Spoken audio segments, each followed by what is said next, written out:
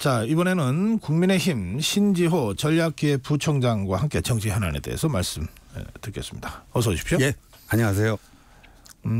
민주당 새 지도부가 꾸려졌습니다. 네. 어떻게 보셨습니까? 이재명 2기 체제가 이제 출범을 한 건데요. 근데 먹사니즘이라고 하는 거를 들고 나왔잖아요. 그 먹사니즘의 정신적 기원이 김대중 정신이다. 이게 민주당의 유일 이데올로기다. 네. 뭐 이렇게 얘기를 했는데 저희는 이 먹사니즘이 한동훈 대표가 강조하는 민생 우선 정치하고 일맥상통하다고 보고 네. 그래서 환영을 하고 싶은데 네. 근데 이 민주당이 지금 탄핵 중독증 아닙니까? 탄핵 중독증은 먹사니즘이 아니라 막사니즘 같거든요. 예. 근데 그 먹사니즘은 먹고 사는 얘기인데 네. 막사니즘은 뭐예요? 막 사는 거예요. 막 사는 거예요. 예. 아니 그러니까 이 먹사니즘과 탄핵 중독증은 이 양립이 불가능한 건데 지금 민주당의 상태가 좀 그런 게 아닌가. 먹사니즘 쪽으로 확실한 무게 이동을 하길 바랍니다. 그 이번에 이재명 대표가 연임하면서 이제 이재명 2기 지도부 이렇게 부르게 되는데 네. 1기와 비교해서 좀 더 강성으로 바뀌었다고 보십니까? 어떻습니까? 그래서요. 저는 그 전현희 후보가 급부상하고 정봉주 후보가 급락해서 심지어 이제 미역국 먹는 그걸 보면서 이제까지 이제 이재명 그 민주당 그 시스템에 대해서 일극 체제라는 표현을 썼잖아요. 네. 근데 일극 체제라는 거는 그래도 어느 정도 다양성이 살아있는 거 아닙니까? 우리가 보통 수도권 집중이 심하게 됐으면 수도권 일극이다. 하지만 지방도 있는 그렇다고 거죠. 지방이 없는 건 아니거든. 그렇죠. 예, 있죠. 좀 약해도 그렇지. 근데 예. 이번에는 이제 일극을 넘어서 최소한의 다양성도 상실되는 일색화로 간 것 같아요. 하하. 일색화. 예. 당 전체가 최소한의 이제 다른 색깔을 허용하지 않는 일색화로 간 것 같습니다. 그 부총장님. 네. 이제 선거를 많이 치러보셨고 또 전략총이시도 하니까 지금 국민의힘의 지도부 뭐 사실은 그 상당히 다른 이야기가 나올 수 있는 지도부 구성이잖아요. 네.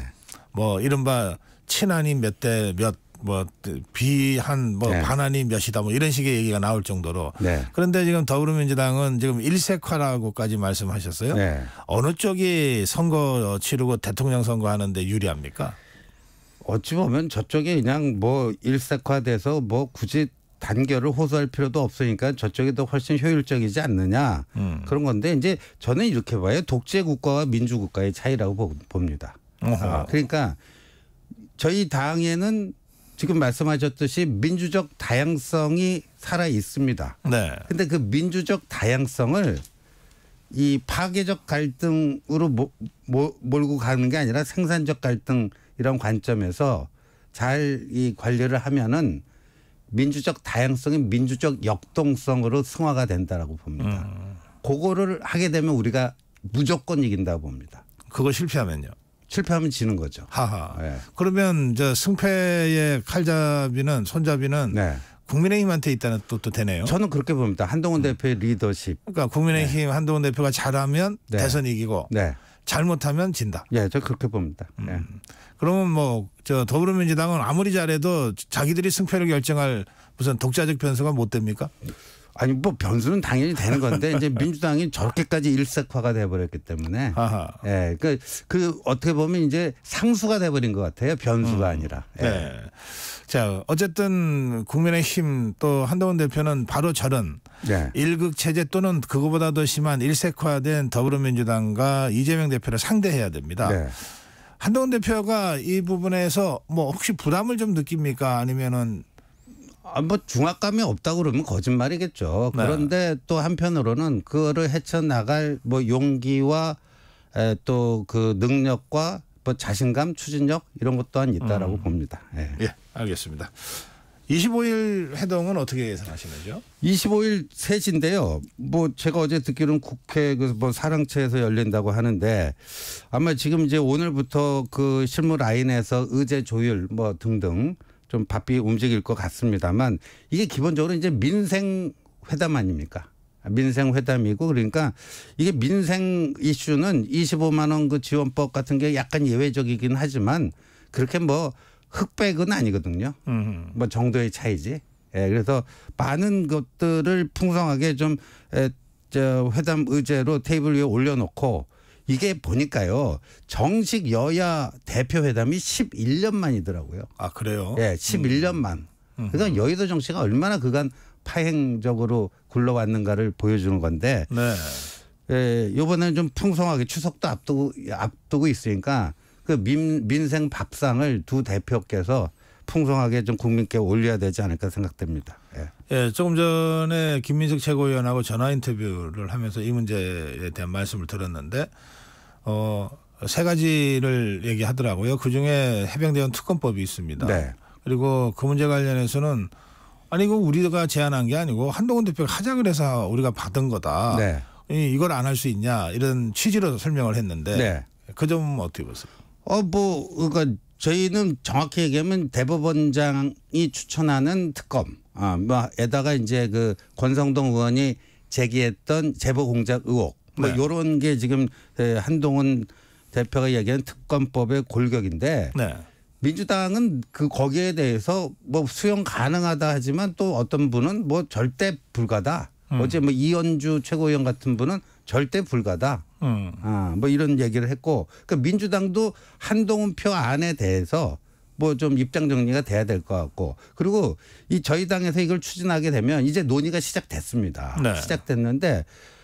뭐 이게 개인 입법 발의하는 게 아니잖아요. 당론 발의이기 때문에 하게 되면은 이 충분한 논의 과정이 있어야 되고 그 과정에서 한동훈 대표의 생각이 좀 수정 보완되거나 이런 경우도 있을 수 있습니다. 예. 그런데 저는 이렇게 봐요. 지금 금투세하고 종부세 이재명 대표는 굉장히 이제 중도 확장 뭐 이런 고민이 있어서 그런지 전향적으로 나오는데 네. 민주당 내부는 또 안 그렇잖아요. 그러니까 그 최상병 특검법을 둘러싼 국민의힘 내부 상황과 금투세, 종부세를 둘러싼 민주당 내부 상황이 어찌 보면 엇비슷한 데가 있습니다. 예, 그래서 이거는 테이블 위에 올려놓고 얘기를 하는데 거기서 양 대표가 합의한다고 바로 될 수 있는 건 또 아닐 수가 있거든요. 네. 왜냐하면 양당 소속 의원들이 받쳐줘야 되니까 지지를 해야 되니까. 그러니까 그런 것들을 운영의 묘를 잘 살려나갈 수 있는 뭐 합의도 충분히 만들어낼 수 있지 않을까 생각됩니다. 네. 그런데 이 특검법 관련해서 박찬대 원내대표 더불어민주당이요. 터달지 말라고 지금 계속 그러고 있고 그리고 26일까지 그 법률안을 발의해라 하겠다고 하지 않았냐 이렇게 지금 압박을 하고 있어요. 그 부분은 어떻게 생각하세요? 아니 뭐 시한까지 남의당 법안 발의한 뭐 타임 리미트까지 정해주고 그거 안 지키면 뭐 이런 거는 좀 너무 막 나가는 거고요. 예. 근데 이제 한 가지 중요한 거는 지금 저희 당 내부의 기류가 조금씩 바뀌고 있는 것 같습니다. 그래요? 뭐냐면 네. 이전에는 대통령께서 취임 2주년 기자회견 때 일단 공수처 수사를 지켜보고 네. 미진한 게 있으면 그때는 대통령이 내가 먼저 나서서 특검하자고 할 것이다. 네. 그런 말씀을 하셨잖아요. 근데 네. 공수처 수사가 시작된 지 작년 8월에 시작됐습니다. 1년이 됐어요. 근데요. 지금 그 총선 때 이종섭 호주 대사 네. 뭐 런종섭이다. 호주 대사가 아니고 도주 대사다. 뭐 해갖고 얼마나 그 야당이 공격을 했습니까. 근데 그 이종섭 대사가 귀국을 했잖아요. 호주 대사 그만뒀고 귀국한 지 지금 지금 몇 달이지 3월 달에 귀국했으니까. 5달. 뭐 5개월이 됐는데. 예. 그리고 그 이종섭 전 대사가 뭐라고 그랬죠? 공수처 빨리 나를 소환 조사해 달라고 그랬잖아요. 그랬죠. 한 번도 안 불렀어요. 예. 공수처 도대체 뭐 하는 겁니까? 예? 한 번도 안 불렀어요. 5개월 동안. 그리고요. 이종섭 그 대사는 못 부르면서 엉뚱하게 대통령 통화 기록은 막 뒤지고요. 이게 뭐 하는 거죠? 그러니까 기본 이게 우리가 흔히 생각하는 수사의 상식 그 궤도에서 일탈해버린 듯한 느낌이에요. 이게. 그래요. 예. 그렇잖아요. 그래서 지금 그 공수처의 그 늑장 부실 수사 여기에 대한 문제의식이 좀 커지고 있는 거죠. 네. 네. 그러면 특검 쪽으로 의견들이 모아지고 있다고 해석해도 되는 건가요? 뭐 그게 뭐 반드시 그쪽으로 연결될지 어떨지는 좀 논의를 더 진행시켜 봐야 되겠습니다만 네. 여하튼 이거 공수처가 너무 느리고 그다음에 이거 되게 또 편파적이고 아니 대통령 통화 기록 뒤진 것도 아직도 저는 헌정사상 초유인 것 같은데 네. 이걸 또 특정 언론에 흘려요. 어허. 그러니까 공수처가 수사하는 집단인지 무슨 정치하는 집단인지 헷갈릴 정도입니다. 예. 예. 알겠습니다.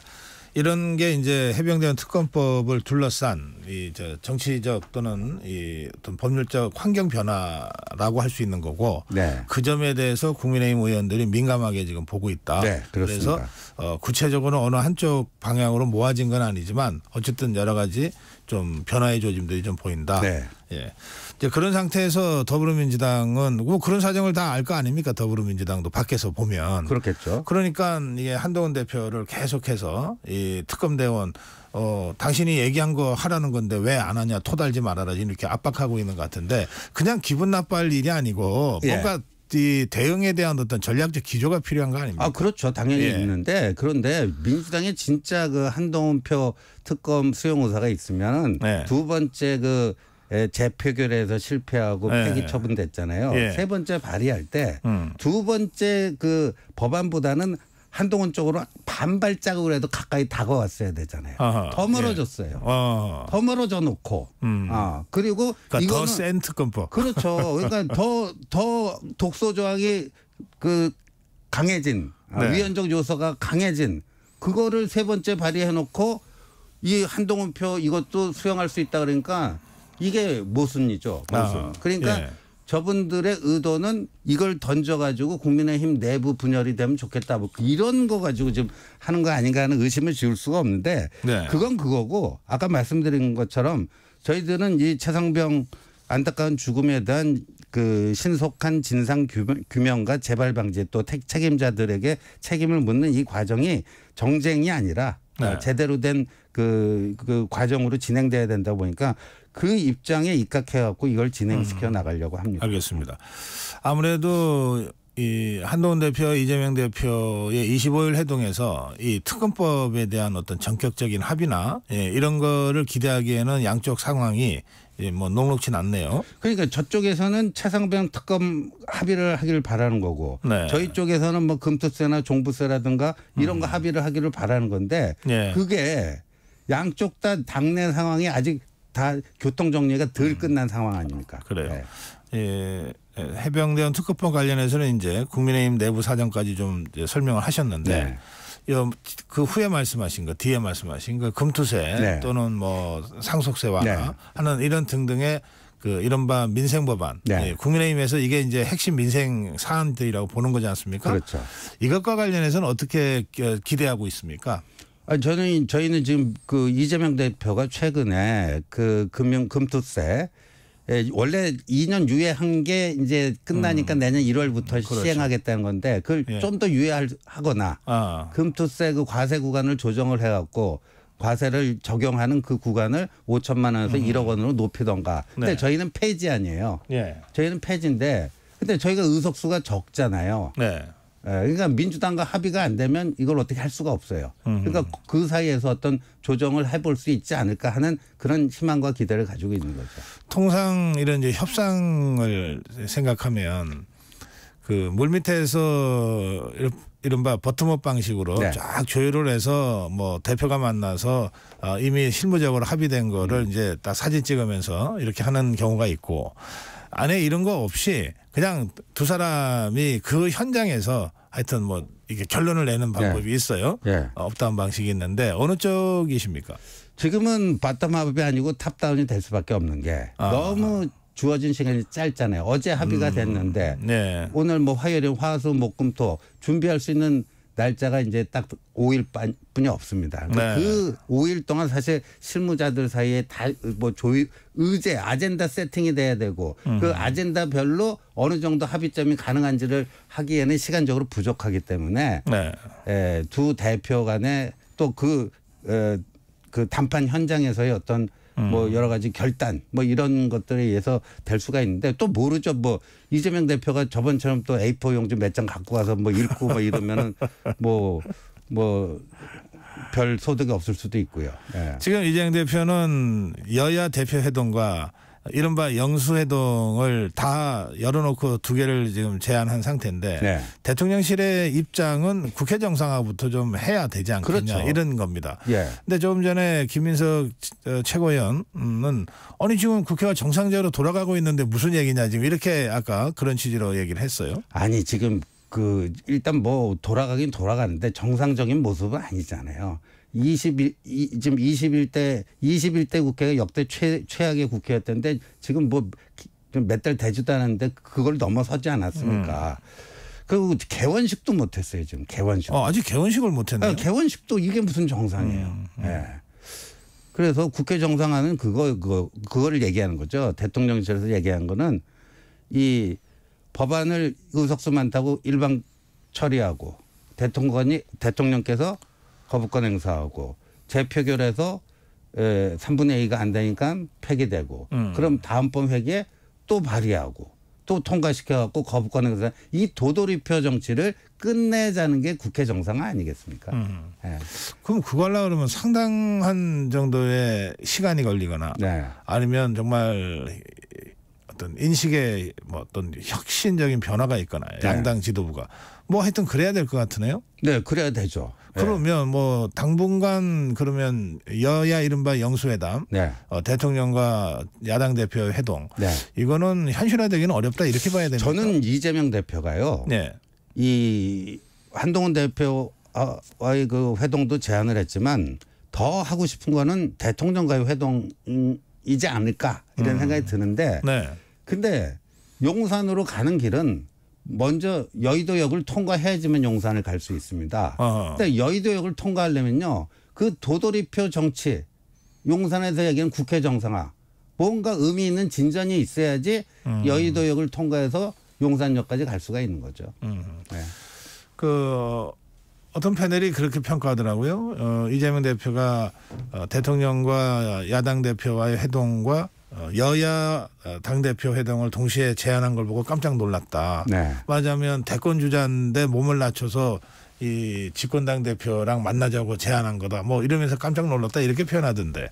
그게 깜짝 놀랄 일입니까? 여야 대표회담이고 둘 다 차기 대권 주자인데 여야 각각 지금 현재 뭐 여론조사상 1위를 달리는 뭐 차기 대권 서로 경쟁자인데 네. 여기를 뭐 특별히 뭐 대우해 준다. 그거 자체가 저는 이상한 설정이라고 봅니다.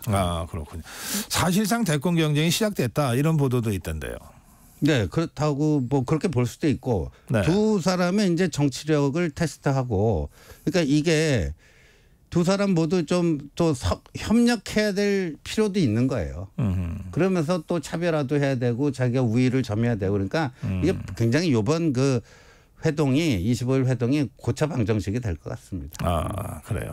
뭐 일종의 뭐 배타적 적대적 경쟁 그 협력 관계 라는 측면이 한편에 있는 거죠. 네, 그간에 서로 이제 적대적인 관계였는데 이거는 이제 회동해갖고 계속 그거가 되면 뭐 저 빈손 회담 두 사람 다 성과가 필요하니까. 예, 근데 두 사람 다 성과가 필요한 건 맞거든요. 그렇군요. 예, 한동훈 대표가 벌써 이제 한 달째 그 대표를 하고 있는데. 네. 한 달을 어떻게 평가하세요? 최근에 한동훈 대표가 당내 스킨십을 넓혀가고 있다는 얘기도 나오고 당장 뭐 원로 네. 당 원로들과의 회동에서 말을 거의 하지 않고 경청했다. 네. 뭐 그런 보도도 나오더라고요. 어제 그 오차는 당 상임 고문 분들하고 했고요. 어제 또 만차는 시도당 위원장님들하고 했는데 먼저 시도당 회의를 당사에서 하고 식당으로 이동해서 했는데 네. 저도 거기에 배석을 했었거든요. 시도당. 네.